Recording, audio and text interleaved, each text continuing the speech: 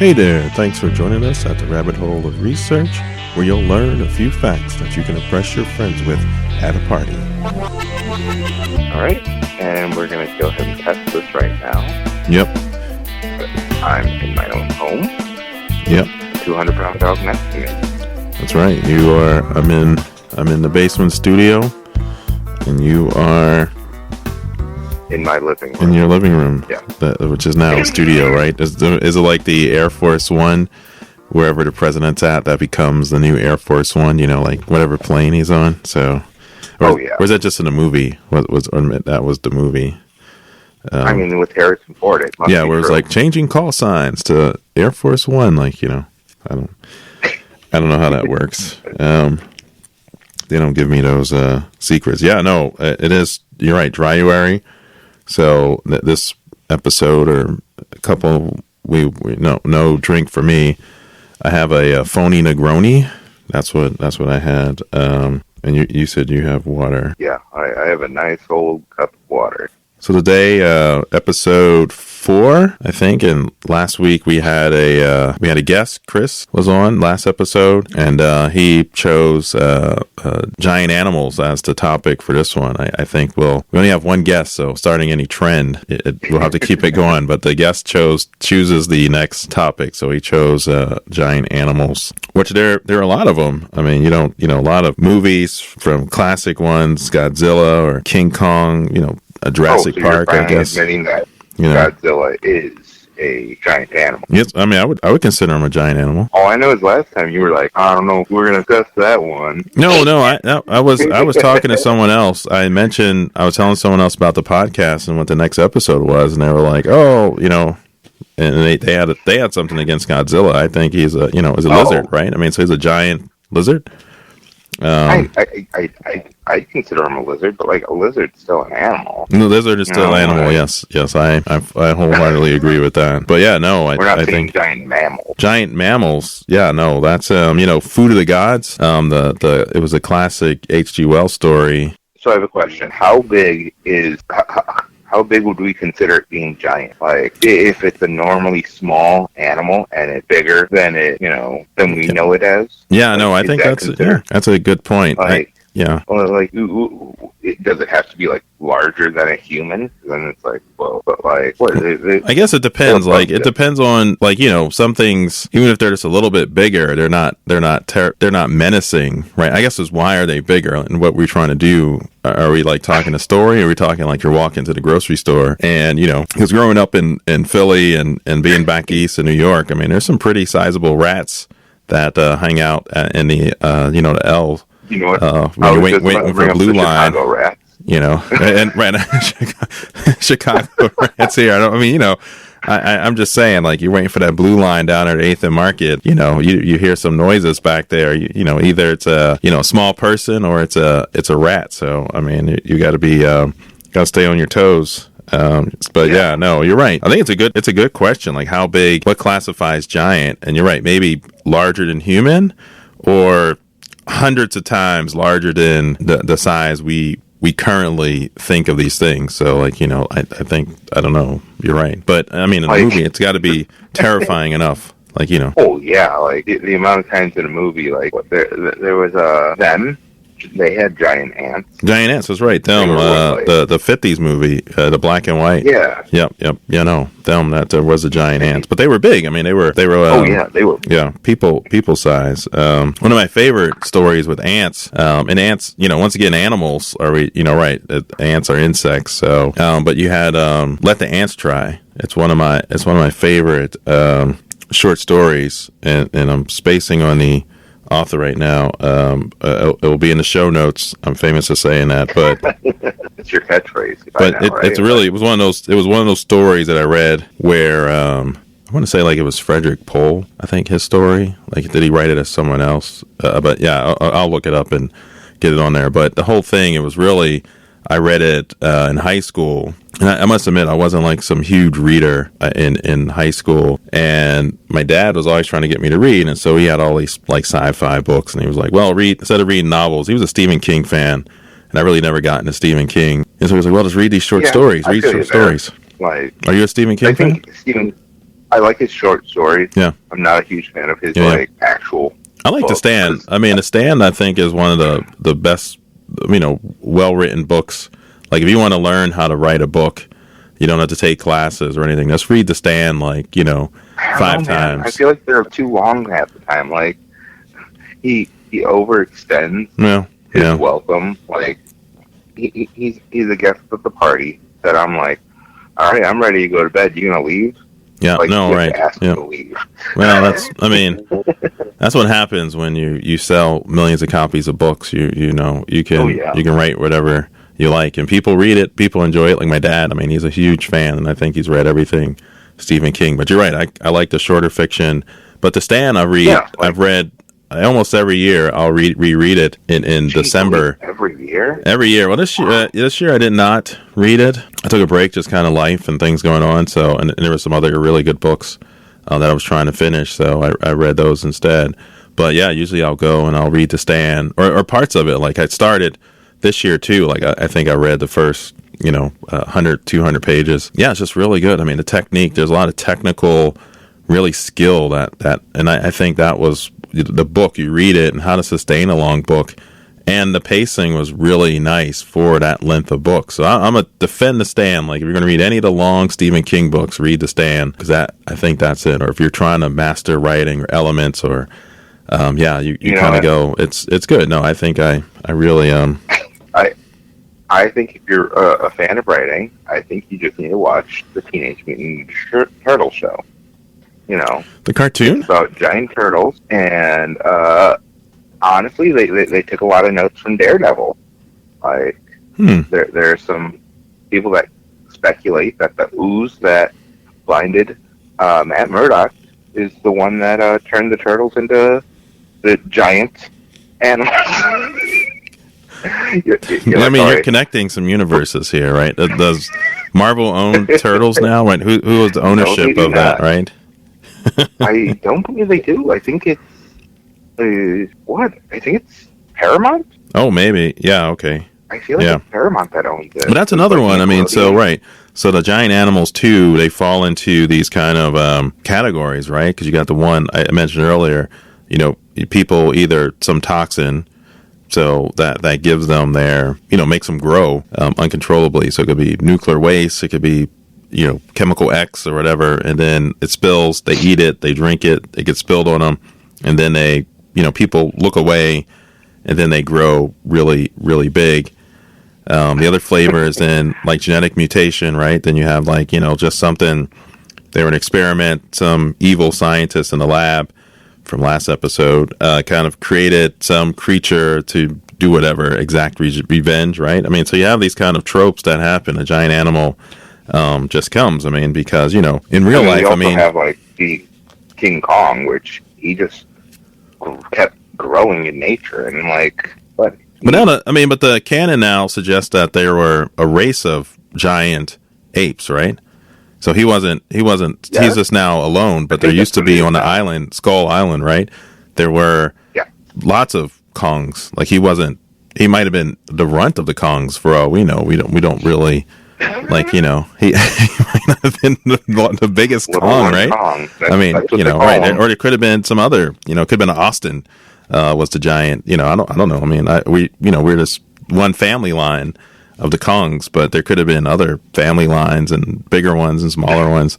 A whole little ecosystem of King Kongs, right? It just makes you wonder, what makes was it just that race of ape that was making them big, or was it just having that space to grow, which everything else on Kong Island, I believe, was big, right. And I mean, you also had I think you do a good job with those systems. I was going to say, the other thing, when you have a creature that's big, what is their dynamic with the everything else, right? So you hit on it. Are you growing in an area where it's resource rich? You're metabolically, you have a lot of food. But the other thing is you don't have any competition for the food. And also you're at the top of the food chain, right? So nothing else is eating you. But in Kong, it did seem like there were other giant animals that could kill or challenge I mean, they had so many things in that movie that were I would not survive a day on this island. No. I mean, even though you got to go in heavily armed with your whole hit squad, and you might make it out crazy and delusional. And I don't know why they giant ants in that movie too, or something. Yeah, or spider. Wasn't there a big spider? I mean, there's always like a big spider. Yes. Like people like eight-legged freaks. You got the big spider and just coming at you. So, and then you have I guess giant animals. We're going to throw it all in there. Attack of the 50-foot woman, right? I mean, that was the other. Oh yeah. Classic there. Animals. Yeah, she is an animal. No, I mean, right? We're animals. There was a song, right? Or we do it like animals or mammals. What was that song? Who was it? Not Bare Naked Ladies? No, that's not Bare Naked Ladies. Oh, sorry. Sorry, Bare Naked Ladies. I love the Bare Naked Ladies. So yeah, I don't know, but 50-foot woman. She was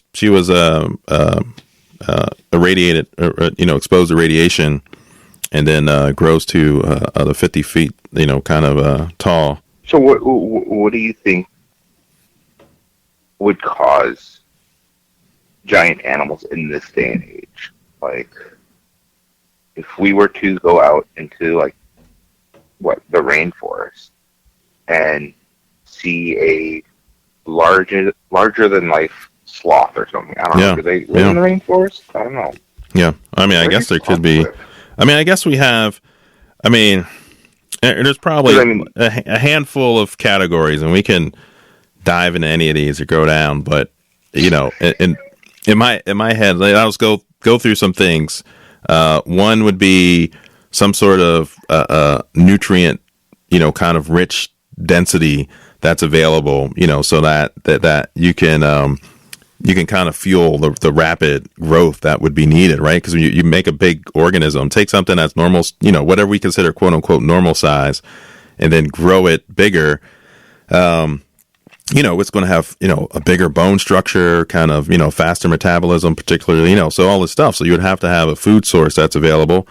You would have genetic modification, so either through evolution, as you said, some isolated enclave in a rainforest that had no, kind of like the Kong scenario. There was no real, they were the top, kind of at the food chain, and could then just a lot of nutrient rich genetic modification over time became much bigger and larger.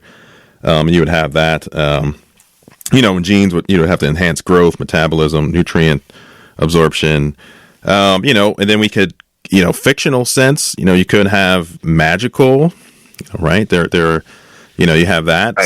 Let's take that off. Maybe extraterrestrial, like for the scenario you said in the rainforest. So I would say extraterrestrial. So you could have some, stardust, Carl Sagan stardust comes down and makes the, that gets a little bit into that magical realm. But you could have, we're going in the realm of, mystical now. Right. I mean, that's you start, and then you have. I mean, I think you and then us have biological anomalies. And that funny Negroni is starting to hit. And so you have that, and that was your original thing about Kong. So the original storyline was he was a solo, like a one-off, and so that would be kind of this biological anomaly. Say that 10 times fast. And then, the other one would be that foods of the god scenario where there's some sort of artificial growth stimulants that come in. And that could be like the 50-foot woman, radiation. It could be chemical X. But, I think you would have, those would be kind of the, I think that's, those, one of these, what, four, was that 4 or 5? When I go back, I'll make some. I'll put in the show notes my ideas, my ramblings down this rabbit hole. That's right. Yeah. Which rabbit hole do you want to go down? But I think those are kind of the categories. If you're kind of thinking about it, if you have it, you're saying set up a scenario that you would get something bigger. I think you would have to meet some of these kind of demands, or these would be the reasoning. Or just magical, right? Because I threw that in there because it could just be, that's magical. It's magic. Let's go with it. Yeah. I mean, do you believe in magic? Do I believe in man? How many waters have you had, sir? Don't worry about it. I'm not driving. You don't know me. Do I believe in magic? Sheesh. Yeah, I mean, right? It's like, yeah, I mean, how do you define in magic? What Doctor Strange was saying, that anything is considered magic until like you could have the science to prove it. Like that's essentially where you can be at for that. Right. I mean, I guess. Right. That was it was like a year ago almost. I was at MarsCon in Virginia Beach. So hi, MarsCon folks. I didn't get to go this year just because of things. I don't know if people from MarsCon are listening. But yeah, no, it was fun. And one of the panels I was on was religion, magic, and science in fiction, science, kind of in fiction. And it was a really cool panel because we kind of got into a lot of that. And you're right that things that we take, so kind of transmuting kind of even elements, people led to gold and things like that, and without understanding those things, it is possible, right? In colliders, you kind of can do this type of thing, but the amount of energy, the amount of effort that goes into it, it's not worth it. So it was kind of this whole idea, your point there, and it was kind of one of the points that kind of came up in the discussion a couple times, was that you do have this kind of shift and almost a civilization shift, and you see it through even human history, where you have these periods where magic, mysticism is higher than religion and science, and enlightenment, and you have this kind of cyclic kind of thing, and then you have periods of balance and equilibrium. And so, yeah, it's really. So you're right. Do I believe in magic? Yeah, sure. Like it's to an extent, like until it's provable, we just throw it under a category, and then it's like, all right, it looks like magic because it's like something that's out of the norm for us. But like, right? I mean, prove it, like how it's done. And I guess you don't. Well, so let's take a step back, right? Because just because something is understood or not understood, that's all the viewpoint of the observer, right? Because you might not understand how this machine works. How do they work? Right. But someone else may understand it completely. You know what I mean? Like, I don't understand how, well, I mean, I do a little bit, but I don't understand how roasting works and all its intricacies, right? And you might not understand how an electron microscope works, but they work. And I can show you pictures of an electron microscope, and I can get a damn fine cup of coffee from your roasted beans. And that's just the way, right? But is that magic? Sometimes it is. Like, I go, man, that's a magical cup of coffee there. So it's all the, right? It's the observer and how they're coming at it. Like that, what's that? I said, I'm so glad I can make you feel like that. I know, yeah. There's a pitch. Go to Beam Me Up Roastery here in Munster for the magical cup of coffee. Tell them Joe from the podcast sent you. I don't know what that would get you, but it's something. Might be a high five. Who knows? It depends on who's working. If Nick's not there, they'll probably just look at you funny and send you on your way. No, everyone's great. Nice. Everyone's nice that's there. So no.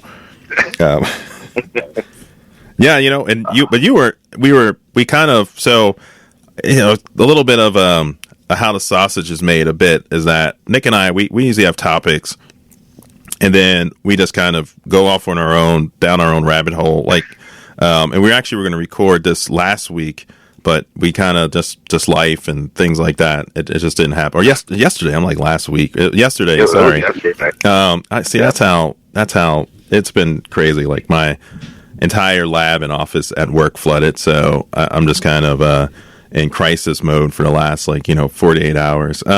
But we were talking, and so we go off and we just do our own research and go down our own rabbit holes. Like, Nick, you wrote me and we're like, about Aldi, and then I was like, how'd you get from giant animals to Aldi and Trader Joe history? So that's how crazy it gets.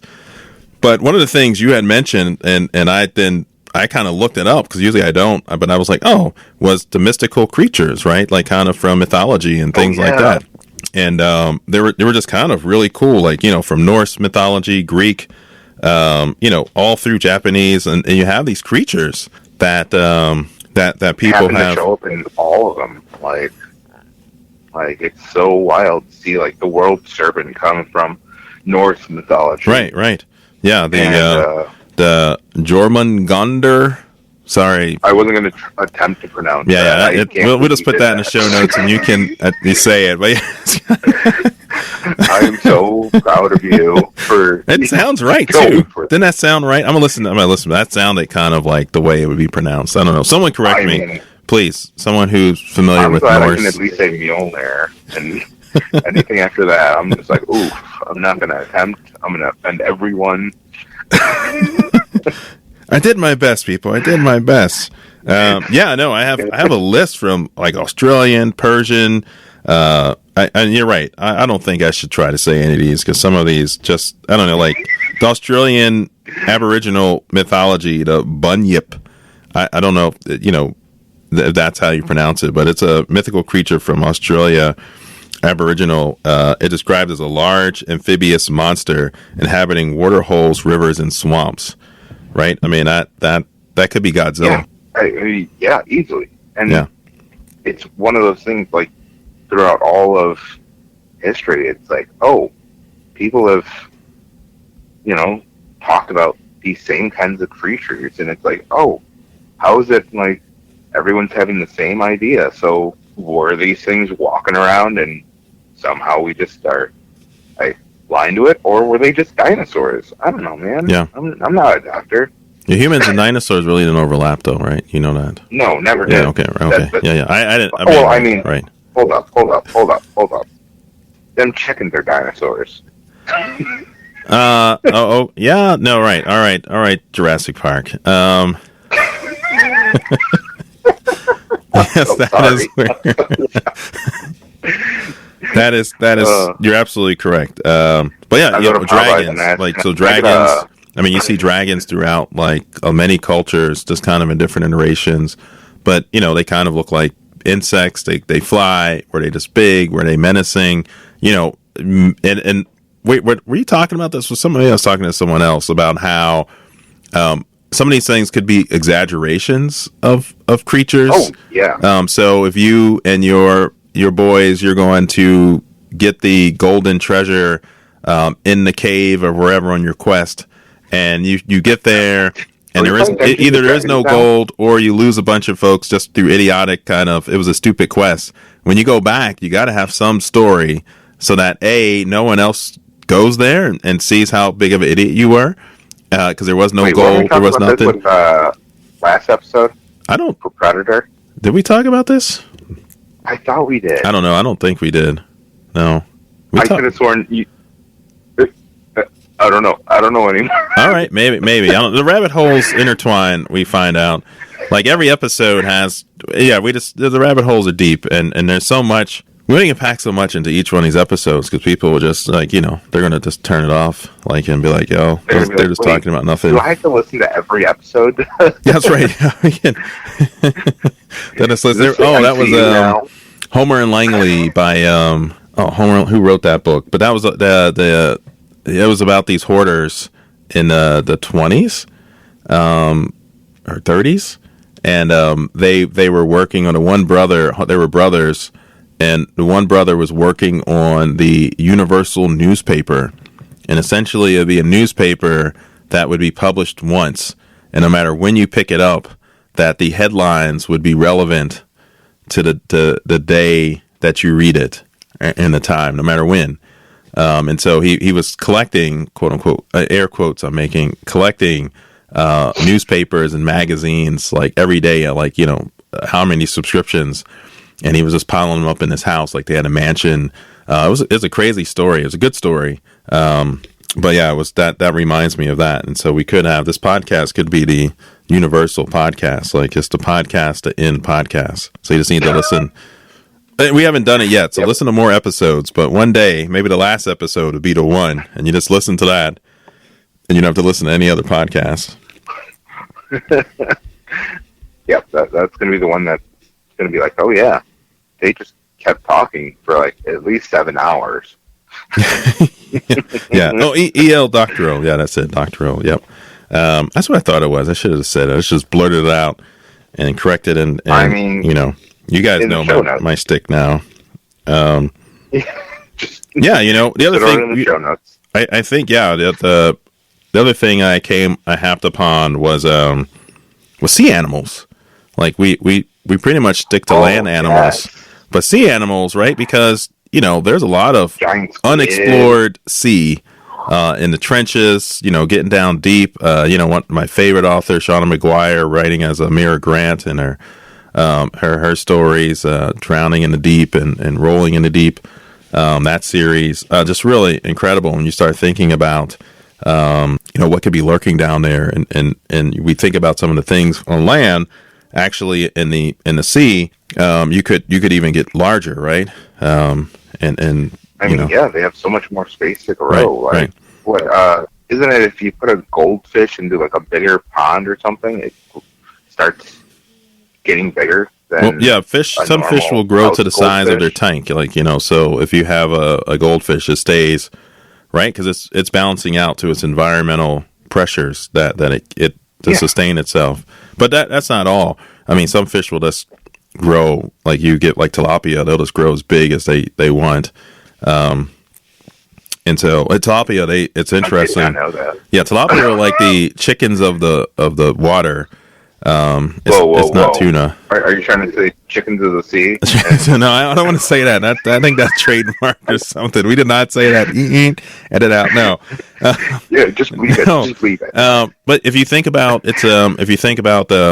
feed, like the mass of food you eat to the mass of that you add onto your body. I think chickens is like for every 1.2 pounds of food it eats, it gains a pound, and I want to say tilapia is like 1.5 pounds of food, it gains a pound. So they're like the most efficient food, the weight in terms of kind of animals that we domesticate and eat. It's really kind of it was interesting. And I only know that because I raised tilapia. I don't know if you knew that in my basement. I had an aquaponics setup. Yeah. Yeah, I never told you that story. So I very quickly down this rabbit hole of aquaponics and Joe. So I had, so I decided like this had to be, let's see, my youngest son is 13 and a half. So yeah, it was probably 13 years ago. I decided to, I'm going to grow. Yeah. Cause I got everything set up like a day before he was born. So yeah. So I'm like, I'm gonna set up an aquaponics tank in my basement. And so I had to go like boat shops. Like, this was back, people weren't really doing this a lot. So I had to go to boat shops to get kind of fittings. And I had like, flowers and gravel kind of bed up top. And I had this 50-gallon tank I got from like, Menards, or Home Depot. And that was, had this rubberized kind of feed tank that I dragged home, and I had that. And then I had like pumps that would pump water and cycle. So it was like a flow and kind of a flow system. So the whole idea is you feed the fish in the bottom, then they excrements are used as fertilizer for the stuff up top, the plants. And then you have grow lights, and you get your greens and grow all sorts of stuff. And so it's kind of this self-sustained ecosystem. And then the fish, when they get big enough, you eat them, they reproduce, and then you kind of eat the big ones, and little ones keep growing. So it's like a whole cycle of life, all self-contained. So I set this all up, and I get my 50 fry, like right, like literally days before my youngest is born. We also got a cat. He needed a home. And so we got like all sorts of new life all at once, which I don't recommend that at all. Like just pick one thing to raise at one time. But we went for it. This whole thing going. Yep, I agree. And about 6 months into it all, I tore my Achilles tendon. And so I could no longer get to the basement. And so my wife, Georgia, who was on episode 1, she and my oldest son, who was 6 or so at the time, they started tending to the tilapia and the plants up top. And so by the time I could walk and get down the basement, like 10 weeks later, they weren't quite as, the tilapia had, kind of, we lost some numbers because they were just in there. It was pH issue, all sorts of things that, it was just, they were doing the best they could with my project. But what they had done, and they had named the tilapia. And so you no longer can eat the named. So it was really, so they just grew really big though. Like, so, and my friend would come over. He's like, we should just really just like say it died, and we can like grill it, man. It's like 4 pounds. Like it's 4. It's huge, and it was like all of a sudden it was just like the tank couldn't really sustain that many, so they would just die off because it was like just it was survival of the fittest. And at the end there was like just one big tilapia in there, like that was just kind of feeding it. Frank, I think its name was, or something like that. Yeah, and it was like, so that was the end of it. I was like, all right, and it was like we moved houses, and so I kind of shut it all down, and I was like, all right, I'm not doing that again. So I don't have a tilapia tank now and all that set up, but yeah, no, that was crazy. My crazy tilapia. So people are like, where's this going? How's this get to giant animals? I believe we were talking about how big fish can grow without being like contained. Yeah, right. No, right. Yeah. And it's funny because, I mean, you have, we talked about the kind of sea animals, and they're going, they are, they can get big, because they have, they don't have to contend 100% with gravity, right? Because you have the buoyancy of the water, right? So if you're in there, you kind of can get, larger by doing that. So. Right. Yeah, so that. I mean, I'm going to agree with you on that one because I have no clue. Yeah. No. All right. I mean, so you have it. You have like food. I mean, because the ecosystem of the ocean is much bigger than the land. The little isolated Kong jungle. We keep going back to Kong. I mean, it's such a good one to go back to. Temperature, kind of is stable. Like if you're in a little area, you have a stable temperature because you just have this huge kind of mass of water. Respiration, so you could have more effective respiratory systems. We think about some of the sea creatures and their diving abilities, things like that. So you can have it, and so you think about it. Do you know what the largest land animal is? Would it be the elephant? Yeah, the African elephant, right?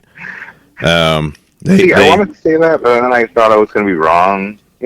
Well, I mean, just got to go for it. It's like, there's no penalty here on the rabbit hole of research. Listen, I didn't want to say I had to put it in the show notes. Oh, that's right. No, that's because you can't say that. That's me. I say in the show notes. Your stuff that shows up in the show notes. So yeah, the elephants. I mean, they 5,000 to 14,000 pounds, somewhere in 8 to 13 feet tall. That's kind of your dimensions, and there's variations, and we compare that to the largest sea animal. Do you know what the largest sea animal is? I'd have to say a giant squid. A giant squid? Nope. What? A blue whale. The blue whale. Whoa! And actually, it's the largest animal on Earth. They can reach lengths of 100 feet and weigh as much as 200 tons. So that I'm just using that as an example, the two largest kind of land animal to aquatic animal, and you can see the size difference of how big one can get there in terms of of large animals. So there should be more. Quick Google. You're on Google now? Yeah, I had to. I had to look at how big a whale was. Yeah, they're huge. I don't know. I never I don't know. I mean, I hate saying it, but they come up on the shore sometimes, and it's like you hear the story of oh yeah, a group of people pushed it back in the sea, and I'm like, oh yeah, that can't be that bad, right? No, it's huge. Yeah, I mean, usually they have different bits of equipment to help them. I believe I've never. I just assume that they use their hands. Most beach whales, I think they're either sick or they die. I mean, I don't know how many get pushed back. What do they push back in the sea then? I don't dolphins, or I don't know. Yeah, dolphins are smaller. Sharks? I don't know. You're right. I would have to look that up. You can go ahead now. You can use the show notes. Yeah, right there you are. But I was going to mention whale. I don't know if you read Whale Fall by Daniel Kraus. No. He's a Chicago writer. He did a lot of horror stuff, so you might know him there. He did zombie stuff with. He actually wrote a book with. I think he wrote it with Romero, George Romero. Interesting. Yeah. But Whalefall is about. It's about the scuba diver who's kind of mourning his dad, and is swallowed by a sperm whale. And so sperm whales. You think about. I mean, you have the classic fables and stories about that. But yeah, it's like the whale is like this 80-foot, 60-ton sperm whale, right? So that's so you get these sizes of animals. Just so that's a book. There's a giant animal right there. So is that a giant animal, or is that just a normal size whale, right? So a giant whale would have to be, right? So this is your question, like how big, would giant be? To go there, and which is interesting as we loop back to Godzilla, because Godzilla usually hangs out in the water, right? That makes sense that he can have that giant mass, but then when he comes to land, and you pull this out, like whales and stuff, they get beached. So to support that much weight, like the support structure, so it'd be interesting. Does he have like when he comes on the land, like when he breaches land? Is there some transformation, some kind of anatomical restructuring or something? You know what I mean? Like how's that? Ooh, I actually like that question. Yeah. I don't know. I don't have a good. But like that's just like one of those things where it's like, what is keeping him up? Right. Because he goes between both, like he and right, because he. I mean, you're more the Godzilla expert than myself. He does. Yeah, right. That's why I'm like, wait, he'll go to the sea and then pop up again, and then he'll swim around, right, and then he'll go destroy a town, and he doesn't stay on land long. Somewhere. Like he's got to get back to the water, and I wonder if that's something just his, just contending with gravity, forces Godzilla to know, he can't just march through the United States. He has to stay on the coast or just Japan. It's a little island. They can, big island. Island. I don't want to insult the island. Besides, Japan's a great country. I love insulting the island. I love visiting Japan. It was. I can't wait to go back. If they let you. If they let me now, right? With a comment like that, ooh, it's a sizable, large, great island. But good backtracking, Kevin. I know. Yeah. This isn't the giant island show. Okay, this is. Giant animal thing. So where were we? we were contemplating size and structure of Godzilla, but I think we're now have come full circle back to our starting spot, which means it might be a good ending point for this episode on giant animals. Episode? There's other rabbit holes we can go down. I'm sure we'll throw some extras in the show notes here. And if you know of any beached whales that have been saved, please send them my way. Yeah, I want to know what happened. Yeah, right. The story, not the beach, not the whale. I don't. Exactly. I don't want. As long as the whale is alive in the ocean still, that's what I want to hear about. I mean, what if it died? Really what if they were heroically trying and it just kind of. I don't know. You're limiting yourself. I also want people, if they have a favorite giant. I mean, before we go, do you have a favorite giant animal movie? Favorite giant animal movie. Yeah, that's a good question. I don't think I mean, I feel like we've hit King Kong so many times. We did King Kong. We got Godzilla. I mean, the original King Kong from the 20s. Are we talking? I mean, I'm gonna go with Skull Island. No, all right, okay, yeah. No, that's a good one. That one was so well put together, and the amount of giant animals in it. Yeah, that you have. Yeah, no, that's a good one. No, I like that one. Yeah, I like the fun ones too. Like I said, 8-Legged Freaks. That was just so much fun. That was the early 2000s. Tremors. That I always, if that's on, I always watch it. Kevin Bacon and all his zingy one-liners and kind of going at it. So people, let us know. Your favorite animal and giant animal, not your favorite animal. I mean, you could tell us your favorite animal also, but your favorite giant animal movie. That's there, but I think we just want to know your favorite animal. Your favorite animal, yeah. I mean, maybe your favorite animal is giant, right? You have a giant, but right, like you said, who defines giant, right? But exactly, like it. Yeah, but we're going to go down another rabbit hole here, so we should really say our goodbyes and see you next episode. Do you want to tease what next episode is, or like what? I don't know what next episode is. People just have to tune in and find out, right? That's how we do this. Really drop the surprise on that. We might have a guest. Like we were talking about a few things, so a little spoiler, some exciting things. But okay, that's it. Thank you for listening to the Rabbit Hole Research with Joe. You just went down the hole with Nick. Join us next time when we go down another rabbit hole of research. Peace. Bye-bye.